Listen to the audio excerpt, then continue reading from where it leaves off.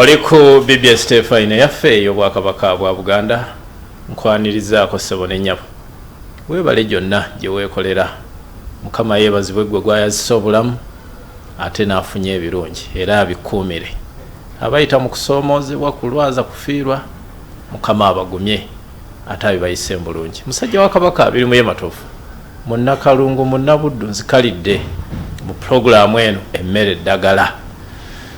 Ali ku BBS Stefine emmere eddagala bannaffe aba Biva Organic and Natural Health Products bye bagisaamu essente okulaba nga batuusa obujjanjabi gye muli nga beesigama ku butonde omuli amakoola, emirandira, ebibala, enduli na byonna. Biva Organic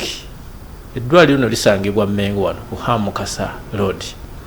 okutuukawo amangu bw'ova ku nkulungo ya Kabaka ntawetwa ku Royal Mile yambuka ng'otunudde ku Bulange oba wakayise kooti ku mukono ogwa kkono ekkuba eryo erigwa mu masaŋŋanzira gali akakutwala ku University ya Kabaka oba katale k'Emmengo eddwaliro jjaddisanga ate okwanguyira yimirira wano ku geeti y'amasengere wano ku BBS Stefine wennyini amaaso go gatunuza obusukka kkubo we booleza emmotoka ekizimbe ekya Biva Organic era ojja kiraba kiri mu langi ezo ez'obutonde bw'ensi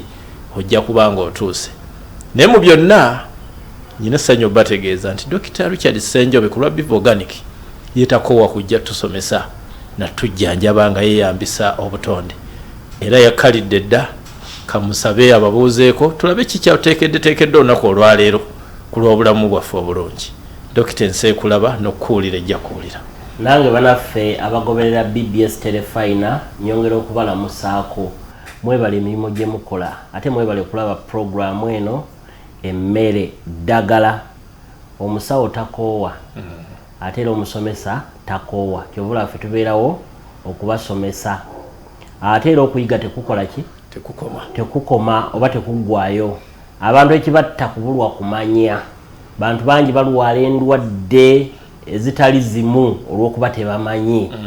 ate nga zijja nkibagamba luno obutamanya tebukugisaako bulwadde. Endwadde zikuluma olw'okuba tomanyi naye bw'otandika okugoberera emisomo nga gino gikufuula mumanyi ojja kwekanga ebirwadde ebibadde bikulumba tebikyakulumba. Bantu bangi abajja bawa obujulizi nga bazze ku Biva Organic wano nga ddala okuyita mu misomo gya Biva Organic and Natural Products gyabafuula abamanyi mu bulamu bwabwe ne babanga tebakyasumbuyizibwa ndwadde. Abakulu abato gwe gwogamba nti osanga sikyayetaaga kubeera mu mbeera bweti ate omulabala alaba nga kikyayetaagisa. Waliwo ssebo omwami yajjawo n'agamba ssebo nze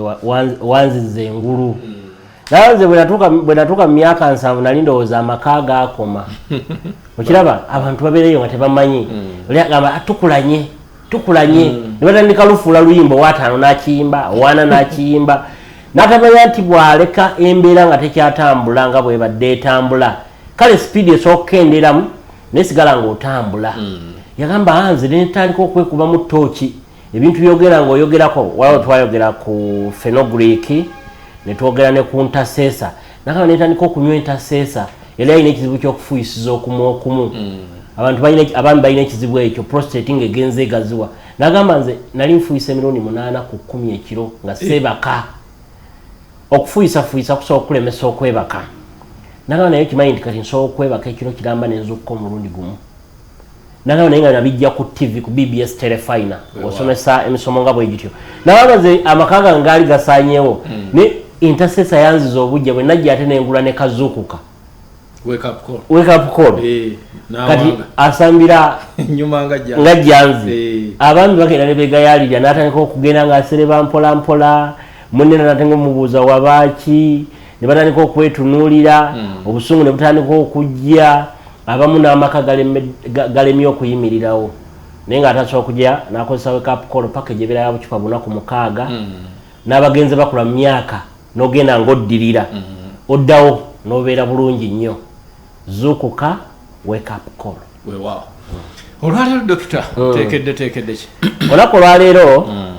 tugenda kwogera ku black strap molars naye nga tunatuuka awo njala okutegeeza bannamasaka bannamasaka tuli ku Steview complex gwatulaba ng'oli Masaka ku luguudo oluyitibwa Edward Avenue opposite Centenary Bank bagoberera nnyo BBS Telefina ate twabateekerawo omusomo n'obujjanjabi buli Monday nze kennyini mbeera nammwe Masaka bwe sisobodde omusawo omu okuva mu Bivu Organic najja n'abasomesa ate n'abajjanjaba buli Monday ne ku Monday no nja kubeera nammwe ku kitebe kyaffe Masaka ku Steview complex banaffe ab'e Kalungu ab'e Sembabule ab'e Bukomansimbi Lwengo Kyotera Lakayi Kalisizo yonna bwe mutuuka e Masaka bonna bebukakkata awo wonna ne mu bizinga yonna ebyekalangala Masaka tuli ku Steview complex ku Edward Avenue opposite Centenary Bank wano mu Kampala tuli Mengo opposite Masengere era bw'obeera ku Masengere kizimbe kya Bivu oba okiraba tubeerawo Monday paka Sunday banaluwero tuli Kasana okuliraana Airtel ate Kasana buli Tuesday mu lukozesa ennyo buli Lwakubiri tubeerawo n'omusomo wamu n'obujjanjabi Lugazi Mukono Buyikwe tuli Lugazi okuliraana Shero ku kizimbe ekiriko Abusa Bank ab'e Lugazi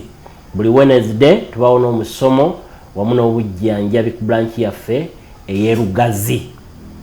bw'oba oyagala tukubira ku simu ennamba z'essimu zirabe ku screen awo osobola tukubira ku nnamba ezo osobola tuweereza obubaka obwa WhatsApp oba okujja ku bitebe byaffe nga bwe mbalagiridde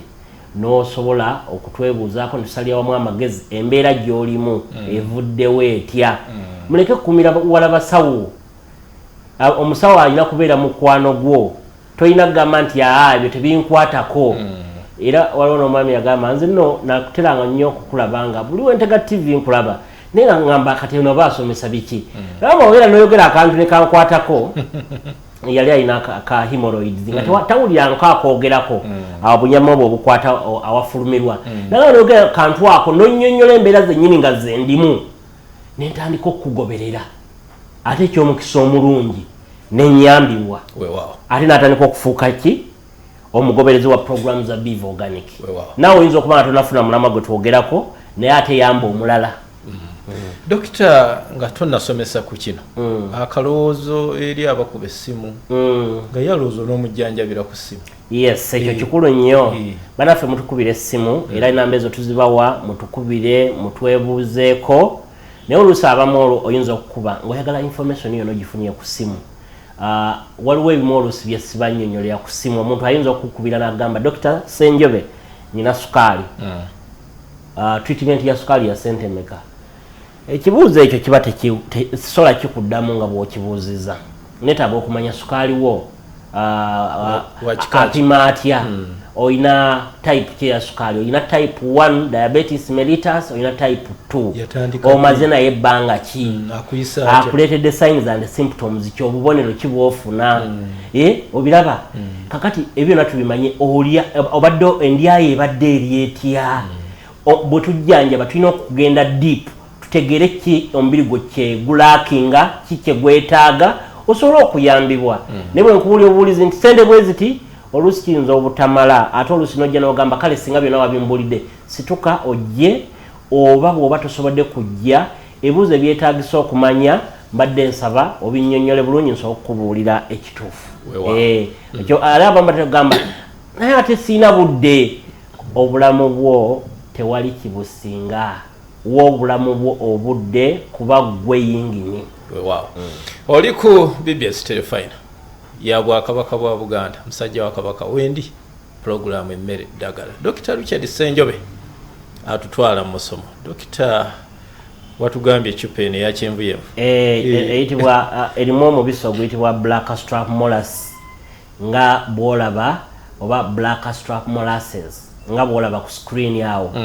ekigambo black strap molasses omubisi ogwo gwa black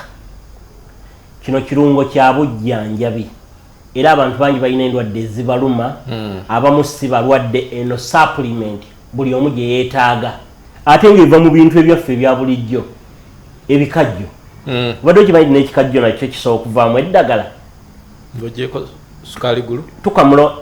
ono si sukali gulu ono sukali gulu naye si kaloddo akaloddo ke kabeera akakwafu akali awamu nti bwe tuba tukola black strap molas ono oba gwe tuyita sukali gulu tudya tukamula omubisi gw'ebikajjo bw'okamula omubisi gw'ebikajjo oguteeka awantu awayonjo n'ogusengejja n'oguboilinga ne gutuuka ku boiling point. Sugar ziboilinga ku zirina okutuuka ku degrees nga 15 okusobola okuboilinga obulungi ne guboilinga okumala nga guli ku degrees 15 okumalira ddala essaawa nga 3. Bwe guboilinga bwe gutyo gujja tandika okucreatinga dark syrup. Bwe gunamala okuboilinga okumala ebbanga bwe lityo nga gugenda guboilinga amazzi gajja tandika okugenda nga gevaporatinga gakoze nanu gugenda gukola eki ennaanu eyo ennaanu eyo bwejja tugattamu kye tuyita apple cider vinegar science mungi ali nakyo atavuddemu acetic acid abantu abasinga buli gwe balaba vinegar bagamba ali nakyo oyo alina okuva mu apple asobola okuyamba okukola nga sulfur dioxide. Sulfur dioxide yayamba okutula akaloddo kali okafuula sukaali naye ate kati ffe tujja kukozesa apple cider vinegar okusobola okuconcentratingako syrup eri gye twagala eriddaaka n'okuggyako amazzi agateetaagisa tugayiwe tugaseparating tulyoke tufune black strap molasses. Era kyova olaba abantu abasinga batera okufuna sweet molasses zino ze bawente ne balowooza ye black strap molasses walioza yeko molasses gwe bawente era mulagamba dokita nafuna akadomolo kankalamba niwe namunywa yanzimbye olubuto lungulumba mpulira setegeera n'omugamba nedda oli anywebwe ente nono ne gwe bakolamu walagi mulala ono tumuprocessinga nga ali medicinal tali sulfur oba ali sulfur free ali unsulfured tumuteekamu apple cider vinegar n'omubisi gwe tuboilinze ne gufuuka dark ne gusobola okweseparatingako dark syrup. Weewaawo kyokola kyekisinga okuba ekirungi weekwate biva obeere mulamu osobole okukolerera abantu bo ekitundu kyo n'eggwanga lyo obe mulamu okaddiwe bulungi ng'okozesa biva products. Dokita tugende mu maaso. Yes, okaddiwa obulungi kyogedde abantu abasinga tebakimanyi nti omuntu osobola okaddiwa obulungi n'okaddiwa nga tolina bikusumbuwa gracefully nga oli awo weeyagala tokekejjana togamba wano wannuma ng'olusulukadde naye nga lunyirira tomira ntumo ya ddagala. Abantu abo babeerayo bangi naawe osobola okubeera ngaabo era osobola okusala n'amadagala amangi g'omira kasi okyusa endyayo n'okyusa enneeyisa obulamu busobola okukyuka. Olwatwogera ku black strap molas ono alimu ebirungo bya iron. Omanyi nti abantu bangi balakinga iron abantu bangi tebalina musaayi abantu bangi ekirungo kya iron ekiri mu black strap molas oba folate alimu zinc alimu selenium alimu ebirungo bya natural riboflavin ono black strap molas alimu ne lactic acid. Oli gwe twagambira okuba tugattamu apple cider vinegar mu black strap molas ono ayamba nnyo ku joints.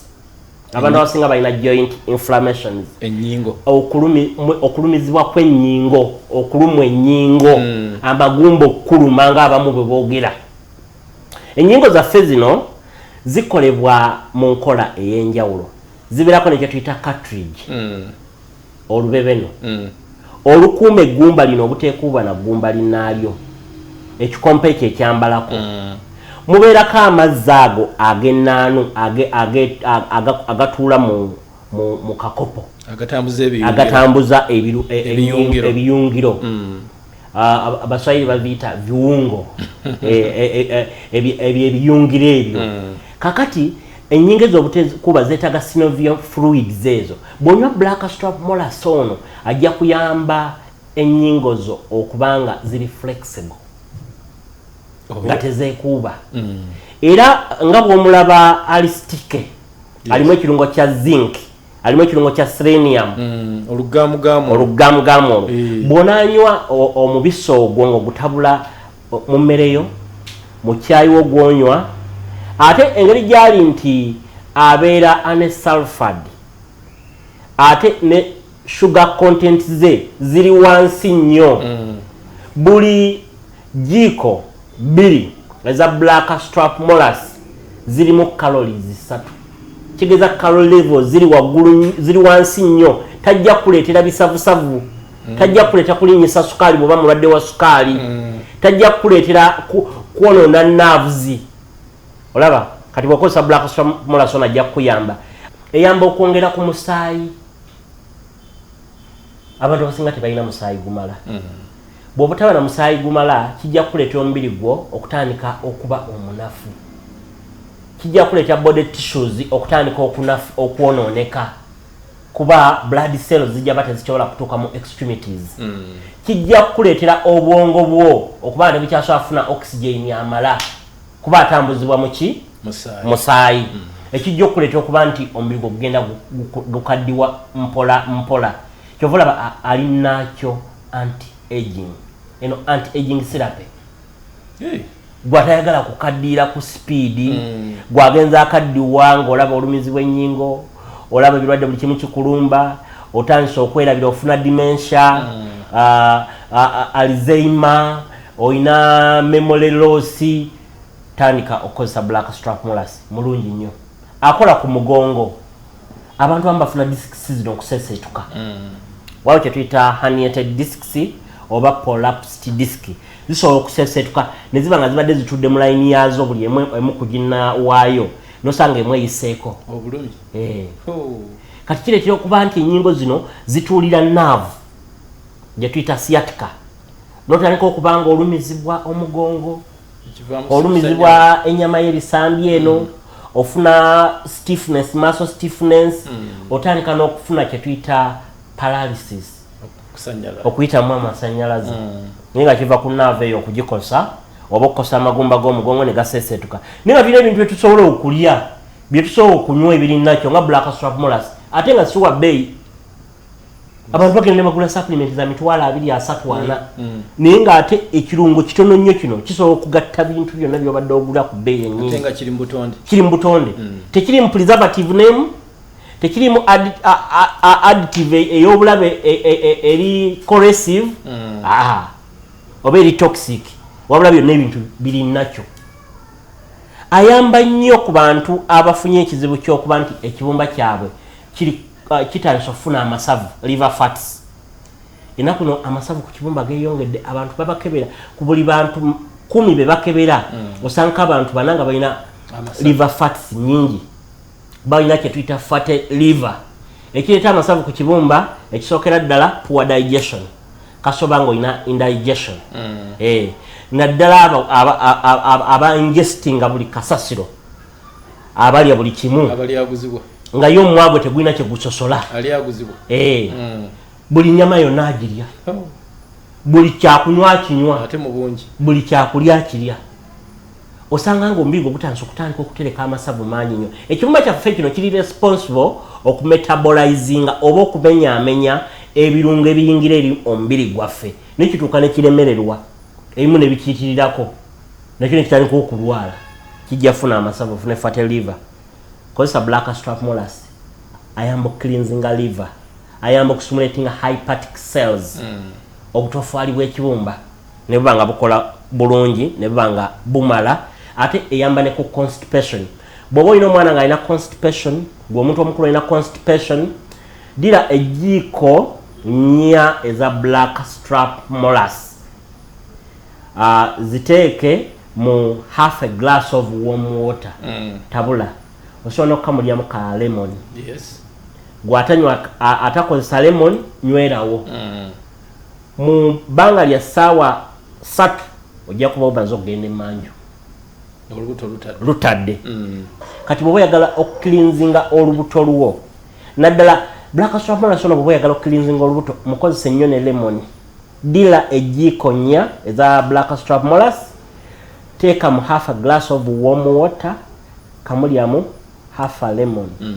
oba quarter tabula nywa bwaba mwana muto muweka ejjiiko emu ku jjiiko bbiri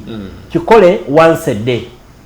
okumala ebbanga nga lya week namba ojja kulaba nga otandise okufuluma obulungi bano abamina ennyo eddagala ne bafuna obutwa okweyongera mu mubiri ekibumba kyabwe ne kigetinga congested omubiri ne gugetinga clogged n'ebisabusabu n'obutwa obuva ku ddagala black strap molas ono mulungi nnyo okukendeeza obutwa obuva ku kumira ennyo eddagala ayamba okuboostinga immunity ne stamina omanyi kyebayita stamina omubiri okubeera nga guli energetic muntu abeerawo n'azuukuka nga buli wamu wamuluma alina nakanyama omusanga mu ofiisi ali awo abongoota agenze kulima akwata enkumbi omuyini naguti n'ogamba naye kati ono kiki oli bukadde abeera mulwadde afuna body fatigue ng'ali awo gwebayita engajaba eneyamba okubusinga body stamina omubiri ne gubeera energetic ne guba nga gulina amaanyi kuba erimu ebirimu ebibusinga immune system amagumba muscles ligaments obulamu bwo ne bweyagala black strap molas ono ayamba nnyo ku bakyala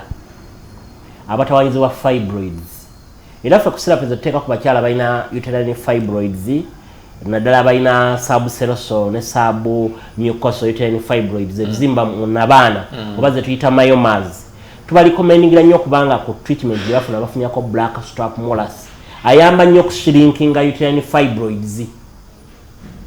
abakyala ebizimba bibasumbuwa abamu ne balemesa okuzaala abamu ne bibaleetera okubanga bafuna pains mu lubuto abamu ne balabisanga balina olubuto olw'emyezi 6 ng'olubuto luna lumuzimbye n'abeera n'ekizimba ekimukunadde muli ng'awulya bw'akinyigako kikaluba black strap molas mulungi nnyo mu kushrinkinga uterine fibroids gwe abadde tamanyi nti osobola mukozesa n'akuyamba Dr. tunafundikira products zino ate ayamba nnyo n'okubustinga appetite omuntu bw'oba toyagala kulya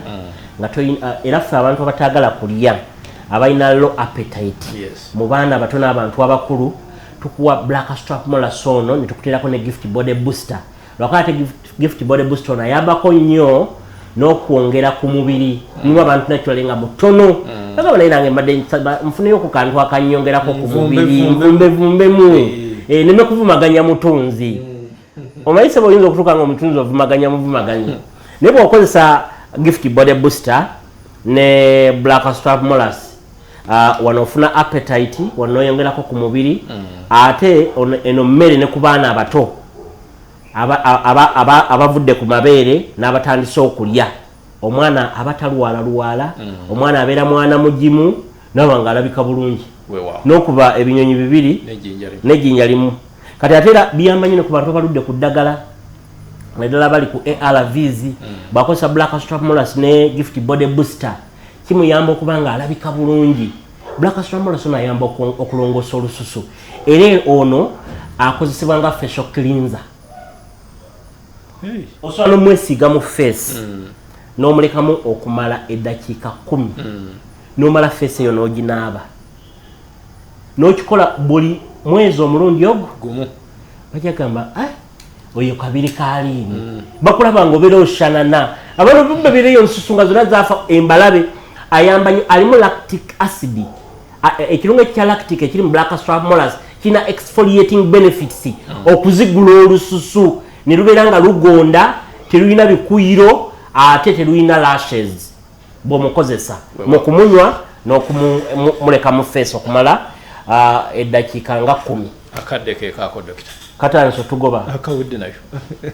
banaffe abatugoberera ku BBS Telefina olwakadde tetujja kusukka wano naye gwe bw'obanga olina ky'ola otanyonyose ku black strap molas oba oyagala kujja kwefunira ku cupa ya black strap molas oba ya sukaali gulu funa akadde otukyaliyeko ku Biva Organic era tuli wano Mengo opposite Masengere ku kizimbe kya Biva Organic oluguudo luyitibwa Ham Mukasa era gwava ku lawundi ya Kabaka awali engalabi yambuka ngadda ku CBS wetera batunda omwenge omuganda ojja botuse ku Biva Organic and Natural Products abe Kayunga tuliranye Katicom Hotel e Kayunga ate wabera wagule buli lunaku mu Eastern tuli Mbale okulirana roundabout ya Sleeping Baby nga ku BCU ate buli lwakuna tuberawo n'omusomo ku branch yaffe y'Embale n'obujjanjabi roundabout ya Sleeping Baby wotusanga Iganga tuli mabega wa police n'Ejjinja tuli ku Busoga Mall gwe asangibwa mu bitundu by'Ejjinja Kanzirimba na Masaka